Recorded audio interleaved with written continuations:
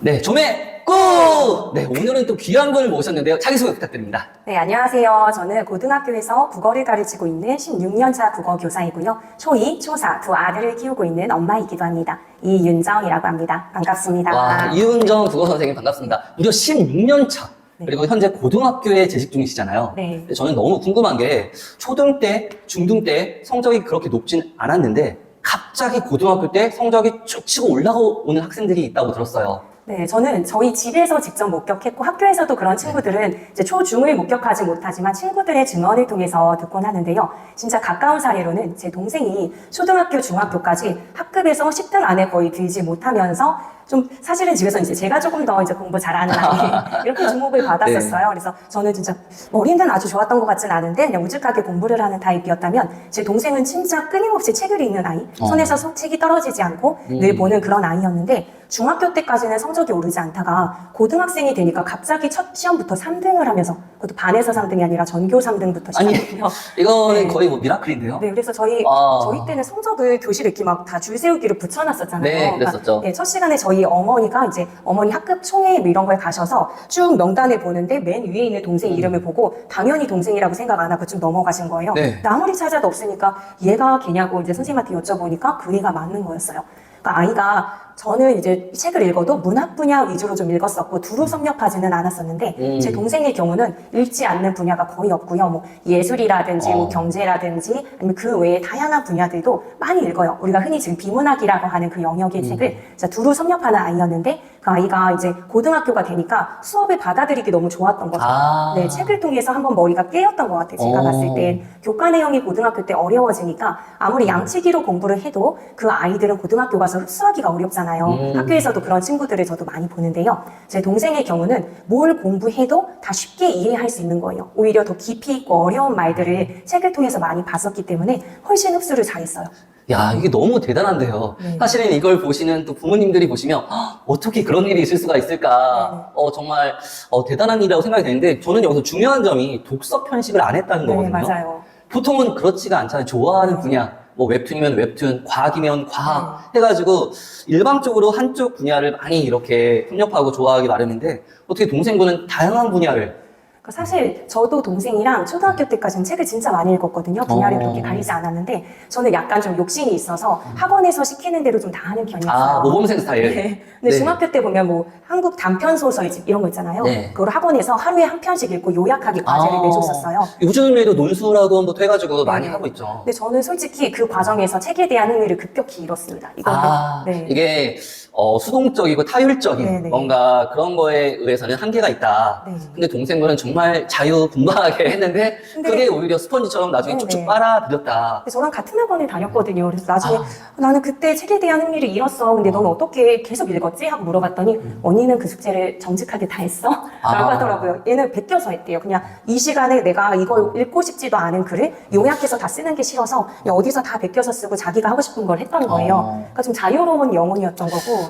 네. 그런데 결론적으로 제가 생각할 때는 결국에는 고등학교 때 치고 올라올 수 있었던 배경은 다양한 네. 독서 편식 없는 네. 다양한 분야의 독서를 했다는 건데 그러면 과연 어떻게 하면 독서 편식하지 않고 책을 정말 즐기고 네. 이런 아이로 키울 수 있을까요? 그러니까 저희는 가정에서 다른 사교육은 거의 많이 하지는 않았어요. 네. 그래서 엄마가 좀 열어두고 뭐 선물을 줄 때도 어디 서점에 책 교환권이나 아니면 뭐 쿠폰 같은 걸 주시거나 아니면 어머니 자체가 집에서 늘 책을 읽고 계셨어요. 네. 역시 항상 나오는 아이가 올 때 딱 갑자기 이제 네. 책을 보고 있는 읽으라고 하는 부모의 게 아니라 환경. 네네. 늘 그냥 읽고 같이 저희가 읽고 있는 거 있으면 같이 옆에서 읽으면서 진짜 즐기시는 모습 같이 막 깔깔대시기도 하고 책도 그냥 뭐 진짜 제대로 된 우리가 생각하는 그런 글밥책뿐만이 아니라 만화책도 이렇게 쌓아놓고 같이 보시고 요즘 웹툰하고 다르게 예전 만화책은 되게 서사가 길잖아요. 네. 그래서 한 권 읽어선 이해가 안 가고 두 번째, 세 번째 권도 앞에 내용과 인물 관계를 이해하지 못하면 이해할 수 없는 그런 내용인데 같이 읽으면서 막 다음 권 줘봐 하면서 그 책 내용도 이야기하고 여기서 네. 결론이 나왔네요. 부모부터 책을 읽어라. 부모님이 먼저 다양하게 이 책 저 책 네. 다양하게 읽는 모습을 보여줘라. 학원으로 보내는 것도 물론 이제 사람마다 또 다르지만 네네. 물론 부모님의 영향이 일단 너무 중요하다. 이런 거 말씀해 주셨는데 실제 지금 고등학교에 재직 중이시잖아요. 네.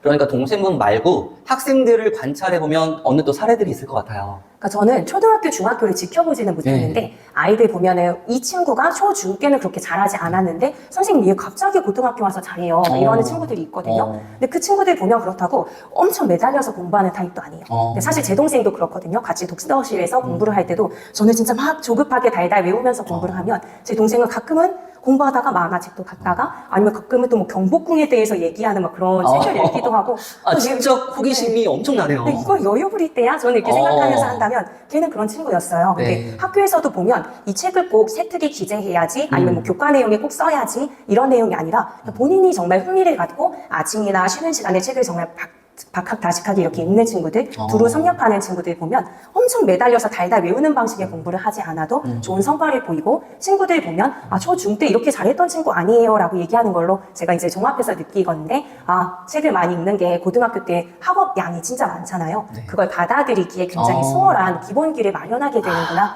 라는 생각이 들더라고요. 결국에 모든 것에 중요한 건 기본기. 네. 이 기본기를 쌓을 시간은 바로 초등이다. 네. 이때 정말 다양하게 그런 걸 능동적이고 주도성 있게 네. 하는 그런 뭔가 환경을 만들어주는 게 부모님으로서 또 너무 중요하겠네요. 네. 와, 그러면 여기서 가장 중요한 질문 한번 드려볼게요. 과연 이 FM 스타일의 선생님과 이은정 선생님과 동생분의 입결 어떻게 될까요? 저는 사범대를 진학해서 지금 교사를 하고 있고요. 네. 제 동생은 의대에 진학해서 정말 의사가 됐습니다.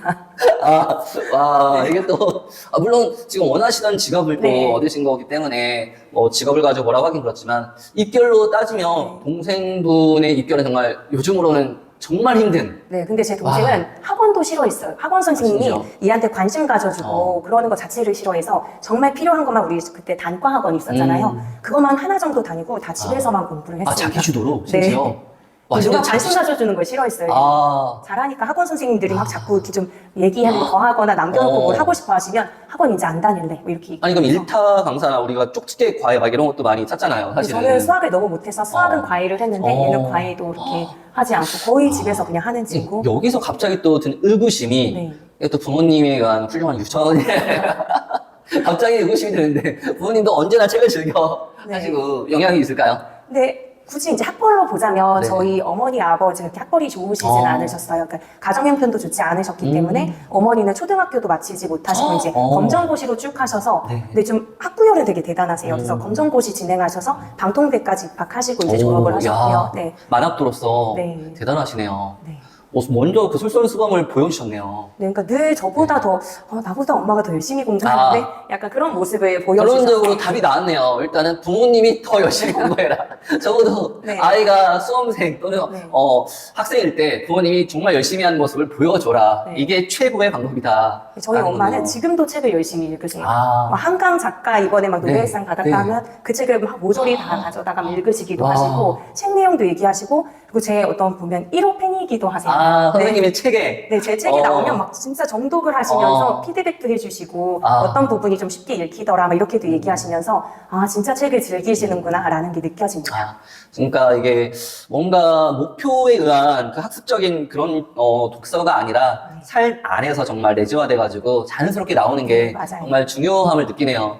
그리고 결국에는 우리 아이들이 또 성인이 돼서까지 우리가 교육의 또 목표가 성인이 돼서까지 그냥 이 문화를 향유하는 게 또 목적이 아니겠습니까? 그래서 꼭 수능뿐만이 아니라 또 멀리 내다볼 때도 이게 너무 좋은 것 같아요. 맞아요. 네. 마지막으로 이 시청자들에게 해주고 싶은 말씀. 고등학교 때 축 치고 올라온 아이들의 비결 또 정리해서 말씀해 주시죠. 네, 학교에서 지켜보니까 아이들이 그냥 마냥 앉아서 공부만 하고 받아 먹기만 하는 그런 공부로는 효과가 많이 있지 않더라고요. 기본적인 토양이 돼야 되는데 학생들을 보면 내가 좀 많이 하고 열심히 하고 싶어도 그걸 받아들일 수 있는 그런 밑바탕이 되어 있지 않으면 좀 좌절을 많이 겪어요. 그런데 초등학교에는 시간이 충분히 많이 있기 때문에 가정에서 부모님들께서 폭넓은 독서를 할 수 있게 분위기를 많이 만들어주시면 좋을 것 같고요. 아까 저의 실패 사례처럼 무조건 이 내용 정리해봐, 이 내용 뭐지? 하면서 좀 억지스럽게 하시기보단 자연스럽게 엄마도 읽는 모습을 보여주시면서 책 대화를 이끌어 나가시면 아이들이 즐겁게 책을 읽는 습관을 유지하고 고등학교 때 많은 도움을 받을 수 있을 것 같습니다. 네, 여기까지 16년 차 지금 고등학교 국어 선생님으로 재직 중이신 이은정 선생님이었습니다. 점에 꾹!